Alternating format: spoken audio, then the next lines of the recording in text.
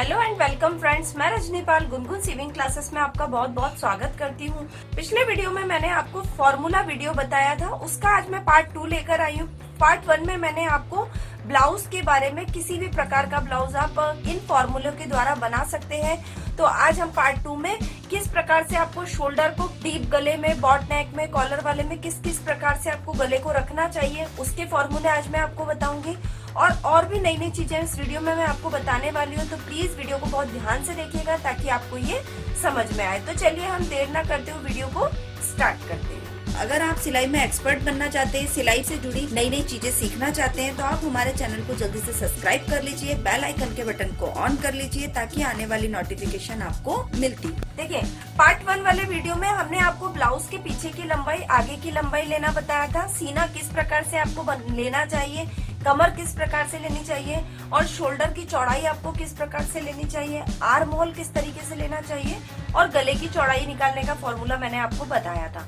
आपने पिछला वीडियो नहीं देखा है तो डिस्क्रिप्शन में हमने उसकी लिंक दी हुई है, आप उसे देख सकते हैं। अब हम पार्ट 2 के बारे में आपको बताते हैं। नॉर्मल ब्लाउज में जब आप शोल्डर निकालते हैं तो आप शोल्डर का क्या करते हैं, शोल्डर लेते हैं आप और शोल्डर का आधा करते हैं, आधे में से 1 माइनस करते हैं तो वो आपकी आ जाती है शोल्डर की चौड़ाई। अगर आप यही शोल्डर आप डीप गले में बनाएं, अगर आप मानिए डीप गले का ब्लाउज आप बना रहे हैं और आपको शोल्डर निकालना है, और मैंने आपको ये भी बताया कि डीप गला आपका कहाँ से स्टार्ट होता है, डीप गला आपका 8 साइज के बाद में आपका डीप गला स्टार्ट हो जाता है। जैसे 9, 10, 11 अगर आप गला बना रहे हैं तो आपको उसके लिए शोल्डर किस प्रकार लेना है, उसमें आपको क्या करना पड़ता है। जैसे आपका जो शोल्डर आया है, शोल्डर का आपको आधा करना है और आधे में से आपको 1.5 इंच माइनस करना है, तो वो आपकी क्या हो जाएगी, शोल्डर की चौड़ाई हो जाएगी। तो एक बार समझिए इसको। जैसे मानिए आपका शोल्डर 12 इंच का है, 12 का आपने आधा किया तो आपके पास आया 6 इंच। 12 का आधा करेंगे तो 6 इंच आएगा और 6 में से आप 1.5 इंच माइनस करेंगे तो आपके पास कितना इंच आ जाएगा, यहाँ पे 4.5 इंच। तो आपका जो शोल्डर आएगा वो कितना आएगा, 4.5 इंच आएगा। वो सीने पे डिपेंड भी करता है कि हमारा सीना कितना है, 32-34 है तो हम 4.5 का शोल्डर इसमें ले सकते हैं। उसके बाद आता है आपका बॉट नेक। बॉट नेक गला जब आप बनाते हैं, बॉट नेक गले में आप शोल्डर किस प्रकार से लेंगे। जैसे आपका शोल्डर है, आपका जो भी शोल्डर हो उसका आपको आधा करना है और आधे में आपको 1 माइनस करना है। जब आप बॉट नेक वाला शोल्डर बना रहे होते हैं तो आपका शोल्डर लेने का तरीका क्या होना चाहिए, जो आप शोल्डर ले रहे हैं आप उसका आधा कीजिए और आधे में से आप 1 माइनस कीजिए। जैसे आपका शोल्डर है, जैसे आपका शोल्डर मानिए 12 है, 12 का आपने आधा किया तो आपका आया 6 इंच और 6 में से आप 1 माइनस करेंगे तो आपका क्या आ जाएगा, 5 इंच। तो आपका ये क्या हो जाएगा, बॉट नेक के लिए शोल्डर आ जाएगा। अगर आप कॉलर वाला गला बनाते हैं, सपोज कीजिए आपने कॉलर वाला गला बनाया, तो आपको शोल्डर किस प्रकार लेना है, आप शोल्डर लेंगे, शोल्डर का आप आधा करेंगे, आप शोल्डर का आधा करेंगे और आप शोल्डर में क्या करेंगे, आप 1 इंच जोड़ देंगे। यानी कि आपका मानिए शोल्डर 12 इंच का है, 12 का आपने आधा किया, 12 का आपने आधा किया 6 और 6 में आप 1 जोड़ेंगे तो आपका जो शोल्डर आएगा वो कितना इंच का आ जाएगा, 7 इंच का आ जाएगा। तो देखिए, ये मैंने तीनों प्रकार के गले में किस प्रकार आपको शोल्डर लेना है वो बता दिया है। अगर आप डीप गला बनाते हैं, जो गला आपका 9 से ऊपर का है, उसमें आपको शोल्डर में से 1.5 इंच माइनस करना पड़ेगा।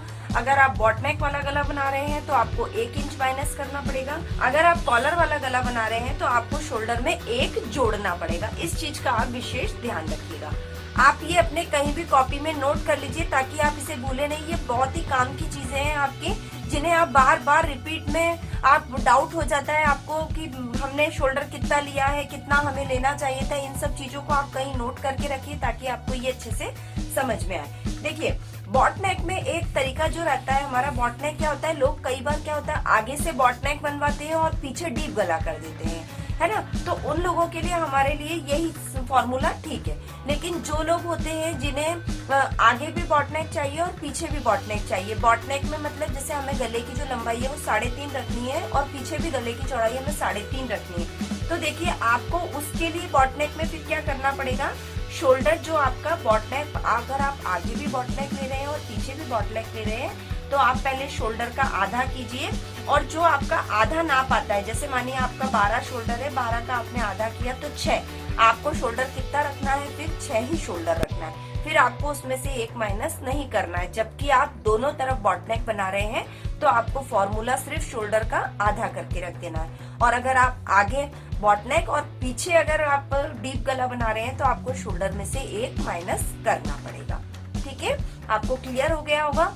अब मैं आपको इसकी आगे की विधि बताती हूँ। अगर आपको इसमें कोई भी दिक्कत आती है, कोई भी आपको डाउट्स है, तो आप इस वीडियो को बार बार देखिए ताकि आपको ये अच्छे से समझ में आए। क्योंकि यही चीजें आप मार्केट में जब सीखने जाते हैं, कई भी क्लासेस पर सीखते हैं, तो आपको बहुत पैसा देना पड़ता है। हम आपको ये फॉर्मूला वीडियो के थ्रू आपको एक एक चीज इसमें क्लियर कर रहे हैं। आपको ये छोटी छोटी चीजें कोई समझाने वाला नहीं है, लेकिन हम अपने वीडियो में ये आपको बहुत अच्छे से क्लियर कर रहे हैं ताकि आपको ये आगे तक काम दे। अब मैं आपको इनके आर्म होल लेने का तरीका बताती हूँ।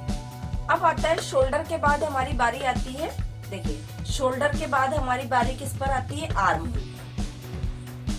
ये ब्लाउज का बहुत ही मेन पार्ट होता है। आर्म होल जो होता है ब्लाउज का बहुत ही मेन पार्ट होता है। और कई लोग जो हमारे व्यूअर्स हैं जिन्हें पता ही नहीं होता कि आर्म होल होता क्या है, तो देखिए मैं आपको छोटा सा एक डायग्राम बना के बता रही हूँ। यहाँ पे छोटा सा एक चित्र है जो कि ये जो गोलाई हमारी होती है, जिसे आप लोग कंधी की गोलाई बोलते हैं, जिसे आप लोग बगल की गोलाई बोलते हैं, उसे हम यहाँ पे आर्म होल बोलते हैं। कई बार हमारे पास कमेंट में आया है कि मैम आप आर्म होल किसे बोलते हैं। तो आप देखिए मैं जो ये चीज बता रही हूँ, ये जो हमारा मेन भाग है ये शोल्डर होता है, और जो ये वाला भाग होता है हमारा, ये गोलाई जो होती है इसे हम आर्म होल बोलते हैं। देखिए ये वाली जो आर्म होल है ये हमारे ब्लाउज का मेन पार्ट होता है। आपने जो भी शोल्डर लिया, मैंने अधिकतर वीडियो में आपको बताया है कि जो भी आप शोल्डर ले रहे हैं उसमें आप आधा इंच बढ़ाकर आर्म होल का निशान लगा दीजिए। जैसे मानिए आपने शोल्डर 5 लिया है तो आर्म होल कितना हो जाएगा आपका, 5.5 इंच हो जाएगा। ठीक है, अगर आपने शोल्डर 6 इंच का लिया है तो आर्म होल कितना हो जाएगा, 6.5 इंच का हो जाएगा।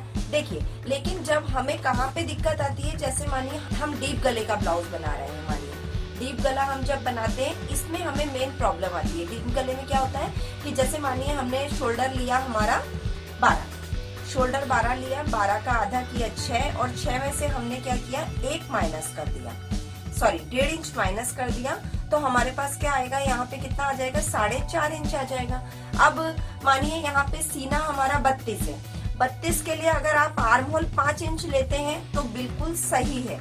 लेकिन अगर मानिए यहाँ पर 34 है, 34 के लिए अगर आप आर्म होल 5 लेते हैं तो ये थोड़ा सा गलत हो जाएगा। ठीक है, इसमें आपको क्या करना है, जो शोल्डर आपका है, जो मेन शोल्डर आपका है, उसमें आपको क्या करना पड़ेगा, 5.5 इंच, यानी कि आपको क्या करना पड़ेगा, यहाँ पे आधा इंच शोल्डर को बढ़ाना पड़ेगा।